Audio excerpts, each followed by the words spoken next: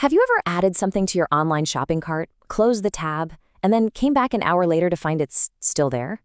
Or how about when you stay logged into a website for days, even weeks, without ever typing your password again? Well, that convenience isn't magic. Today, we're going to pull back the curtain on the simple but brilliant system that gives the internet its memory. Seriously, just think about that for a second. You log in, you click around, you close your browser, you go make a coffee, you come back, and you're still logged in. How on earth is that possible? This is the central mystery we're going to solve, and the answer, you'll see, is surprisingly clever. So here's the fundamental problem we have to solve. The web's basic language, its core protocol, is something called HTTP. And HTTP is stateless.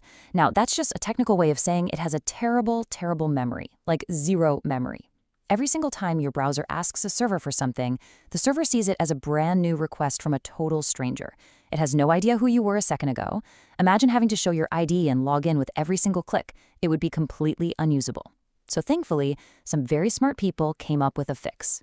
So how did they solve this massive amnesia problem? Well, they created this amazing two-part system that basically acts like a set of digital ID cards. This is what lets the web actually remember who you are from one moment to the next.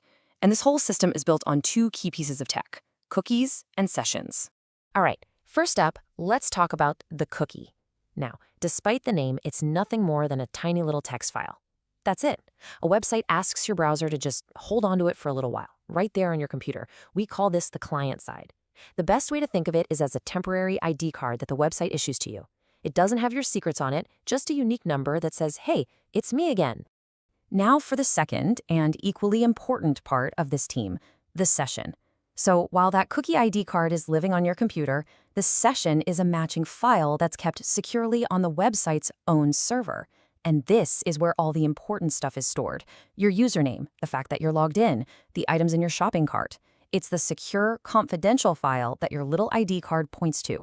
And this right here just nails the relationship between them. The cookie is your public-facing ID badge. You flash it at the server every time you go to a new page. But the session, that's your confidential file, locked away in a secure filing cabinet on the server. Your ID badge doesn't have any sensitive info on it, it just proves you're allowed to be there and tells the server exactly which secure file belongs to you. Okay, so we've got the basic idea down, right? ID card and secure file. Now let's dig into a few key differences that make this system not just powerful, but also secure. This chart really breaks it down nicely. First, storage. Cookies are on your machine, which is why they're kept really small, usually under 4 kilobytes. Sessions are on the website server, which means they can be much bigger and can hold a lot more info.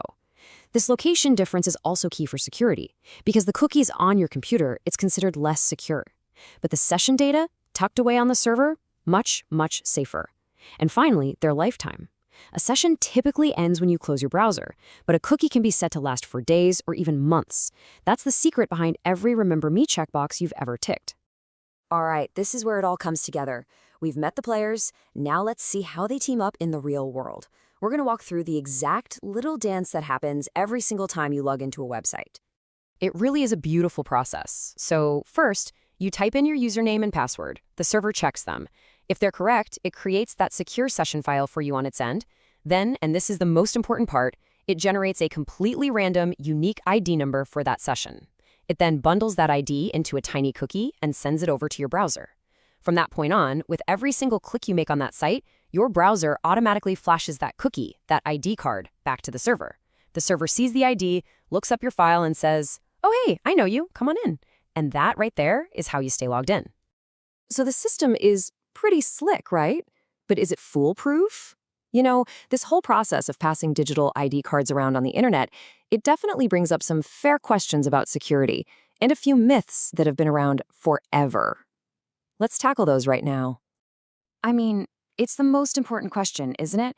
If we're sending this ID back and forth with every click, what's to stop some bad actor from grabbing it and pretending to be me?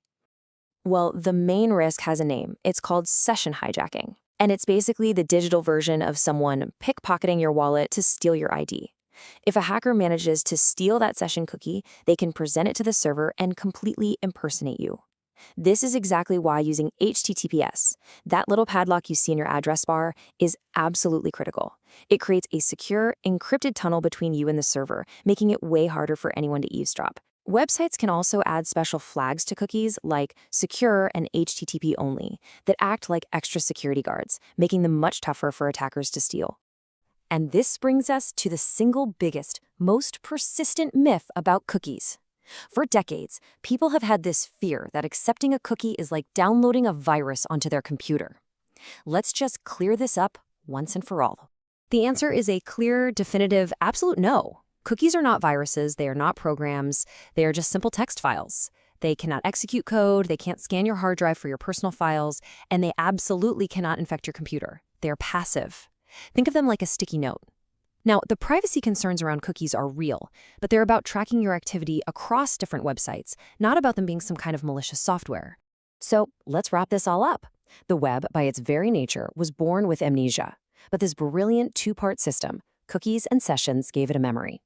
The cookie on your computer is just a simple ID card, and that ID card unlocks a secure session file on the website server.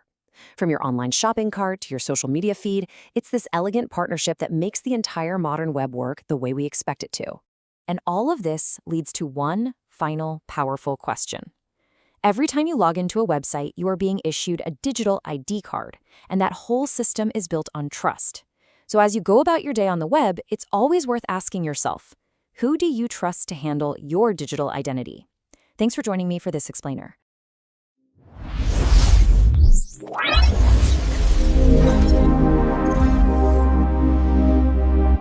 We are about to reach 100 subscribers. Please like, share, and subscribe to complete the target.